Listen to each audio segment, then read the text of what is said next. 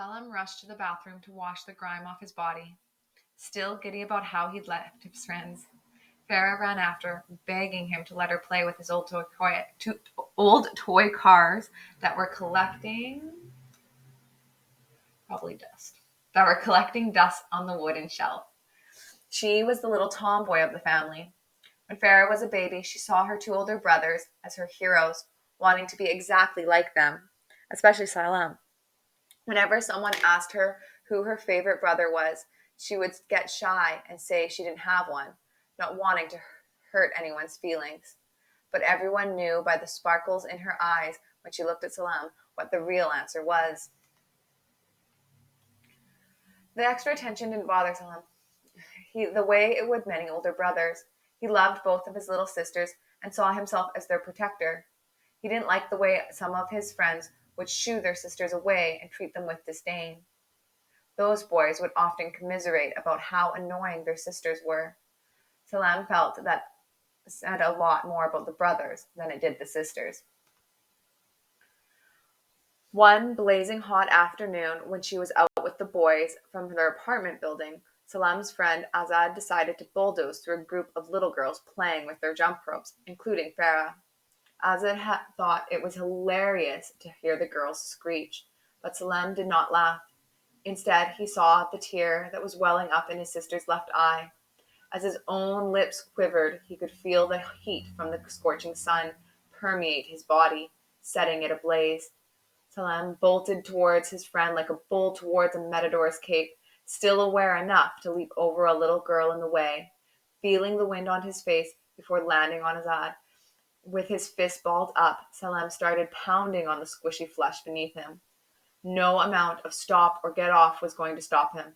It was only when Azad started to cry that Salam thought the debt was paid.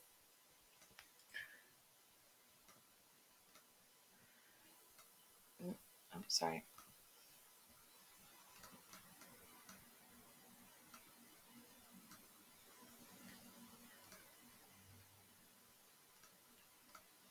Sorry about that.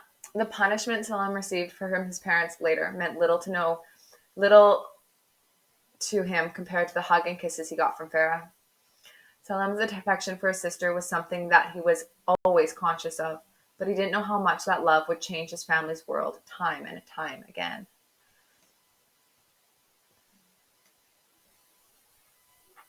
Terex at the table as his grandmother flicked her prayer beads, with the news blaring in the black background.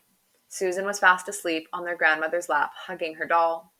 The barrel bomb struck a residential area, killing dozens of people, including many children, the television report echoed. Tarek's nightmare came flashing back. He licked his lips and could taste the grimy dust again. The sirens from the newscast shook his brain as he smelled the smoke. Can anyone hear me? He heard one of the rescue workers holler from the television set.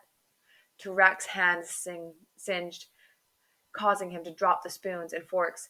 As he went to pick them up, his vision blurred, and he fell to his knees. Charred fumes burned his nostrils. He glanced up and saw the darkness ooze from the kitchen. Are you alive?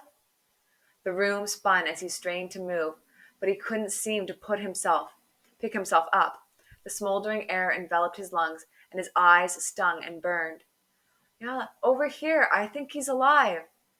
A beam of light blinded Tarek as a storm of dust hovered, permeating the air.